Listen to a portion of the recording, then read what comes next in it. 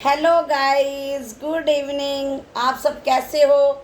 I hope आप सब अच्छे होंगे, स्वस्थ होंगे और सोनिया कौशिक के चैनल को लाइक शेयर एंड कमेंट्स कर रहे होंगे। ये मैं आपसे उम्मीद करती हूँ। और आज मैं फिर हूँ नए विचार के साथ। और आज के विचार मेरे ये कहते हैं कि अहंकार इंसान को कभी नहीं रखना चाहिए। अहंकार से किसी चीज़ का भी हो, शोहरत का हो, औलाद का हो, धन का हो, सुंदरता का हो। कहते हैं इंसान अहंकार पता है किस पे करता है? अपनी औलाद पे, अपने पैसे पे, अपनी जमीन जायदाद पे। तो भगवान ने कह रखा है कि आप जितना सादे बन के रहोगे, मैं साधों के साथ हूँ, तेज तजाक के साथ मैं नहीं हूँ। अहंकार वाले के साथ तो बिल्कुल भी नहीं है। जिन लोगों में अहंकार होते हैं समझ वो भगवान से विमुख हैं। भगवान उन्हें पसंद ही नहीं करते। भगवान पहले उनका अहंकार तोड़ते हैं। लेकिन लोग बात सोचते हैं कि भाई अहंकार में हैं हम, तो हमने ये चीज़ हासिल करी है, हम क्यों ना अहंकार करें। अरे अहंकार से तो भगवान ने श्री नारद जी को नहीं छोड़ा। नारद जी थे जो नारायण नारायण करते थे, उनके अंदर भी एक बार अहंकार आ गया था। अब आप पूछोगे कब आया था?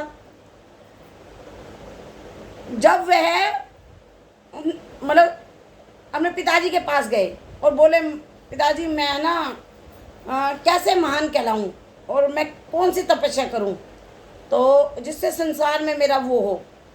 तो उन्होंने कहा कि तुम अगर कर सकते हो तो पुरुष जाति है, पुरुष जाति काम वासना पे जल्दी सी विजय नहीं पाती। और काम वासना से मतलब उसको बचाव नहीं है।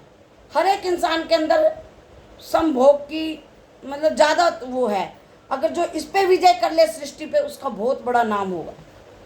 तो वो कहता है कि मैं इस तपस्या को करूँगा। तो वो हिमाचल में चले जाते हैं तपस्या करने के लिए। और गंगा के किनारे और एक स्थान होता है, वहाँ पे वो तपस्या कर रहे होते हैं। और तपस्या करते हैं तो सबसे पहले इंद्रदेव परेशान हो जाते हैं। हमेशा इंद्रदेव को ना हमारा दिमाग, हमारी आंखें, हमारी नाक, हमारे कान, ये सब परेशान हो जाते हैं कि भाई ये कहीं मुझे मेरा स्वर्गलोक ना मांग ले, मेरे स्वर्गलोक को ना मांग ले और फिर मैं भटकता फिरूं। तो इंद्रदेव ने कामदेव को बुलाया और कामदेव से कहते हैं कि देखो नारद जी है ना तपस्या पे बैठे हैं। अब ये मुझे नहीं पता पर घोर तपस्या कर रहे हैं और पता नहीं मेरे स्वर्ग को ना मांग बैठे भोलेनाथ से। तो उनकी तपस्या को भंग कर दो आप। तो कहते ठीक है जी, मैं उनकी तपस्या को भंग कर दूंगा। तो कामदेव सुंदर सुंदर अपनी अप्सराएं और माहौल वहाँ का रंगीन कर देते हैं, खुशबू महका देते हैं अतर की कि हर चीज़ से खुशबू आ रही हो। लेडीज़ें डांस कर रही होती है, म्यूज़िक चल रहा होता है, जो वो गिटार बजाते थे।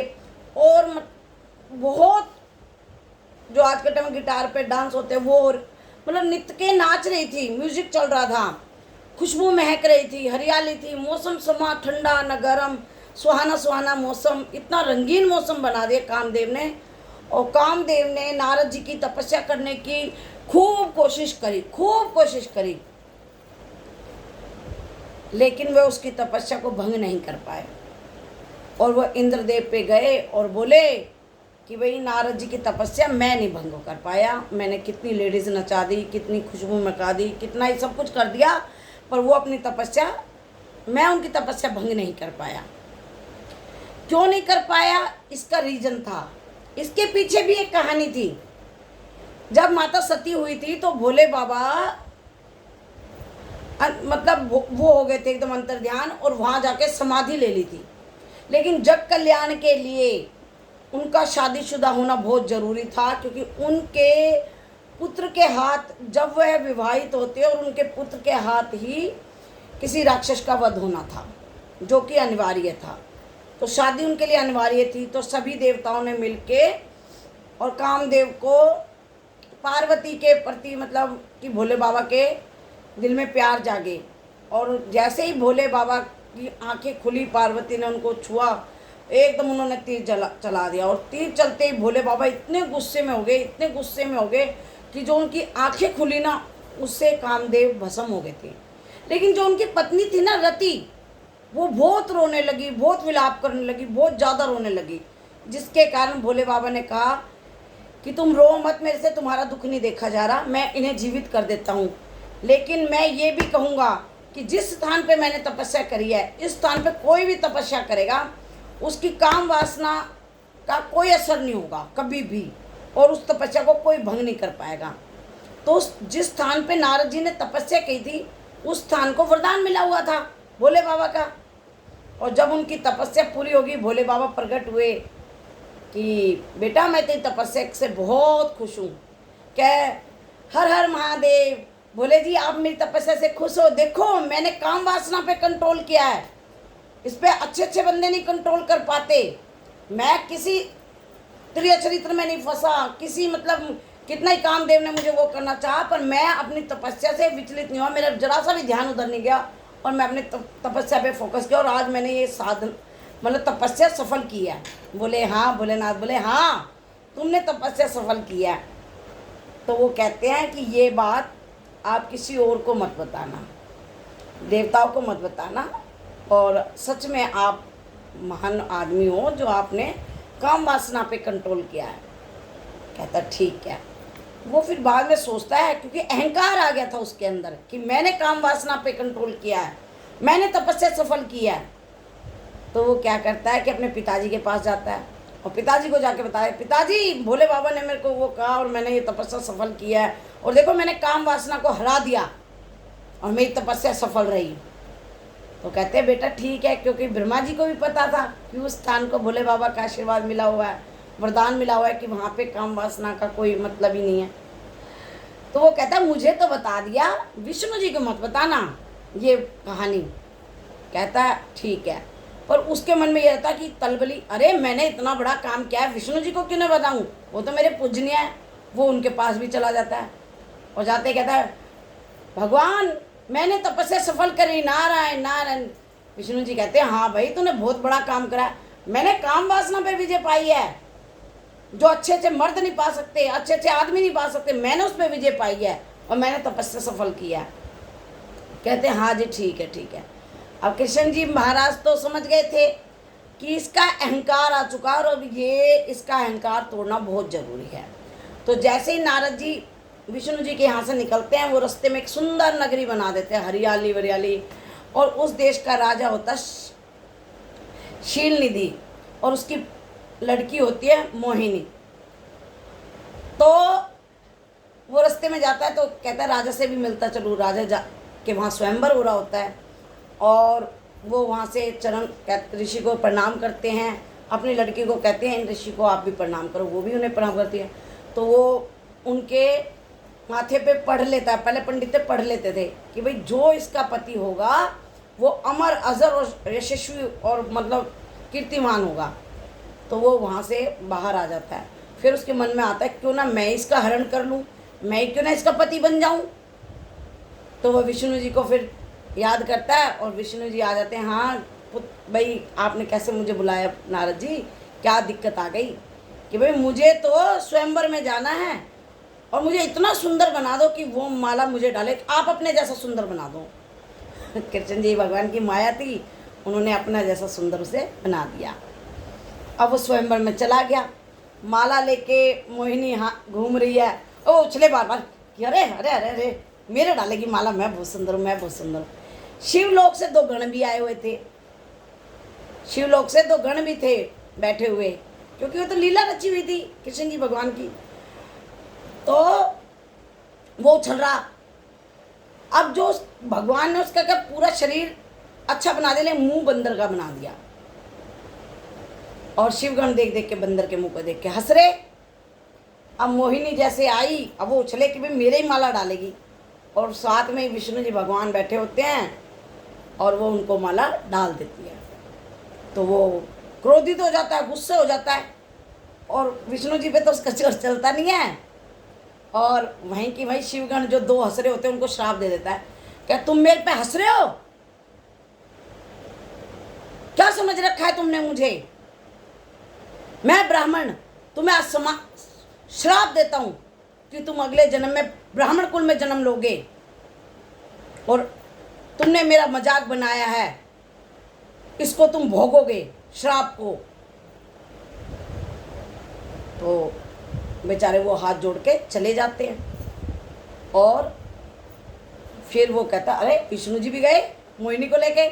वो फिर विष्णु लोक जाता है, कहता है इसने ना, इसका नाम सही छलिया रखा गया है, इसने सारी जिंदगी छल करे हैं।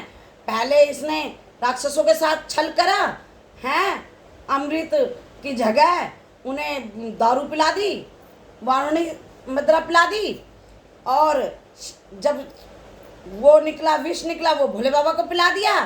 खुद मणि लेके बैठ गए, शंख लेके बैठ गए, लक्ष्मी लेके बैठ गए, भोले बाबा को जहर पिला दिया। जालंधर की स्त्री का भी सती तब इन्हें भंग करा चालाकी से। आज लेकिन इन्हें मैं श्राप दूंगा, और चाहे उसके बाद मैं अपना शरीर छोड़ दूं। तो वो जाते हैं, और जाते हैं तो देते हैं शेषनाग पे।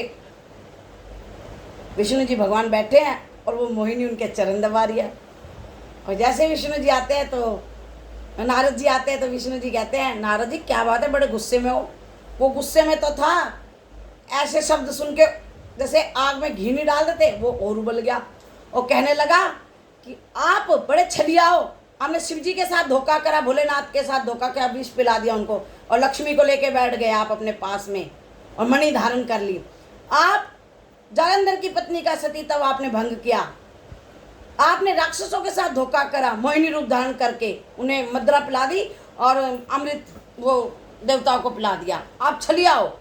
लेकिन आज मैं श्राप देता हूँ, तुमने मेरा वानर मुंह बनाया ना, आप जन्म लोगे भूलोक पे, और आप जैसे मैं आज इसके वियोग में जल रहा हूँ, ऐसे आप अपनी पत्नी के वियोग में जलोगे।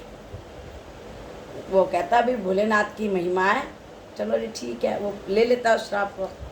फिर उसके बाद उसके दिमाग से माया को हटा देते हैं विष्णु जी, और माया हटते ही मोहिनी गायब हो जाती, विष्णु जी होते हैं, और वो देखता है, अरे ये मैंने क्या कर दिया, ये तो मैंने अपने आप को भी श्राप दे दिया। क्यों? क्योंकि अमर था नारद जी, ब्रह्मा जी के पुत्र थे, लेकिन अब जब उन्होंने विष्णु जी को श्राप दे दिया तो उन्हें भी तो भूलोक पे जाना है, क्योंकि उन्होंने कहा इसी जूनी से आपको वो होगा। तो कहा महाराज मुझे क्षमा कर दो, मुझे तो नरक यातना से बचा लो। कहता है कि तुम काशी जाओ और भोलेनाथ का सुमरन ध्यान करो, वही तुम्हें रास्ता दिखाएंगे। कहते ठीक है। वो काशी चले जाते हैं। काशी में वो शिवगण वहाँ फिर मिलते हैं। शिवगण देख के नारद जी को प्रणाम करते हैं, नारद जी हमें क्षमा कर दो। कह रहा देखो जो मैंने श्राप दे दिया वो तो पूरा होगा, श्राप से तुम नहीं बच सकते। हाँ ठीक है, लेकिन आप उच्च कुल में जन्म लोगे और उच्च जाति के होंगे, लेकिन आप राक्षसनी के गर्भ से पैदा होगे और आपका नाम होगा, यश होगा। लेकिन आप एक स्वयंवर में मेरा मजाक बनाए स्त्री के कारण, स्त्री के कारण ही आपकी प्रतिष्ठा होने के बाद भी आपकी थूथू होगी।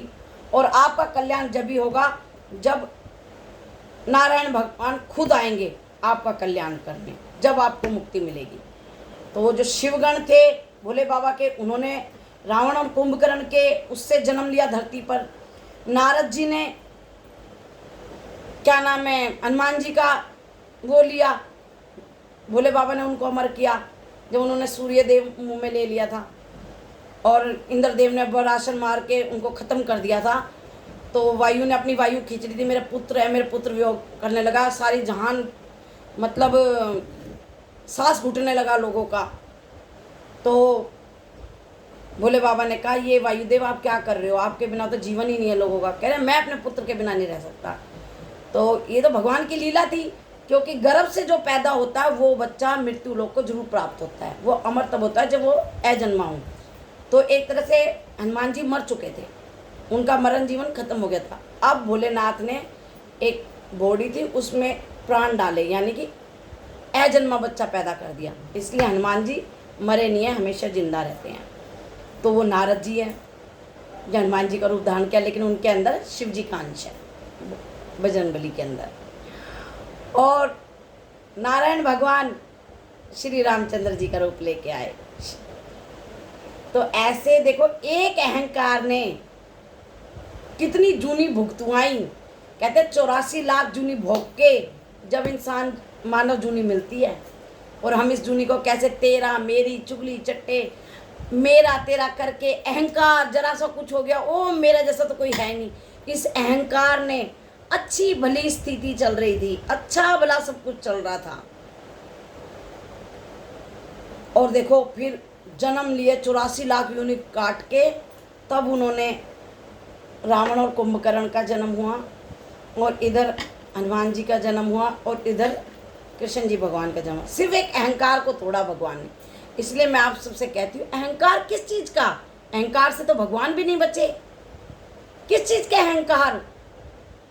ये मिट्टी का शरीर है, कितना ही पति प्यार करता हो, जब इसमें से बोलने वाला भगवान निकल जाएगा ना, तो वो भी पत्नी से डरेगा रात को, अरे भाई इसको लेके जाओ, टाइम हो गया, शाम हो गई, भाई जलाओ इसको। वो भी यूँ नहीं चाहेगा कि बॉडी को मैं अपने पास रखूँ, इसके साथ में इतने साल रहूँ। तो किस काया का, किस माया का? जो माया तुम्हारे साथ नहीं जाएगी 4 कदम भी, 2 गज कफन ही जाएगा तुम्हारे साथ, वो भी वहीं जल के मिट्टी में मिल जाएगा। साथ जाता कर्म। तो अच्छे कर्म करो और अच्छे उस पर रहो, चाहे कितना भी आ जाए। गरीबी में रो मत, और अब पैसा आए जब अहंकार मत करो, घमंड मत करो, इतराओ मत कि कल को तुम्हारा वक्त आ जाए तो लोग कह रहे ओ बड़ा तो बड़ा इतराता था, आज पैसे नहीं है तो सुने हमारी चमचागिरी कर रहा है, या जो भी। और कल तक तो औलाद पे बड़ा इतरा रहा था, आज औलाद वो हो गई तो धक्के मार के तुझे घर से निकाल दिया, तो आज हमारे सहारे की जरूरत है। तो इसीलिए कहती हूँ, ना काया का घमंड करो, ना माया का घमंड करो, ना औलाद का। काया माया औलाद, लोग बाग इन्हीं 3 चीज़ पे घमंड करती है, और भगवान इन्हीं चीज़ पे घमंड मना करता है। काया का क्या है? आँख में भी कुछ घुसा, अच्छी भली काया काणी हो गई। माया का क्या है? चोर चोरी कर ले गए, कोई बिजनेस डूब गया, मिनट में कंगाल। राजा से फकीर बनने में 2 मिनट नहीं लगते।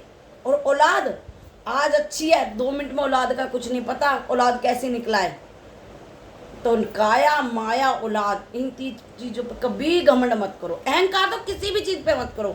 अपने आप को एकदम चंद्रमा की तरह शीतल और चमकदार रखो। जितने ठंडे रहोगे उतनी ही चमक चारों तरफ रहेगी, और आपको सब नमस्तक करेंगे। अगर आपको मेरे विचार पसंद आए हो तो प्लीज़ मेरे चैनल को लाइक करें, शेयर करें, कमेंट्स करें। मैं सोनिया कौशिक मिलती हूँ आपसे अगले ब्लॉग में।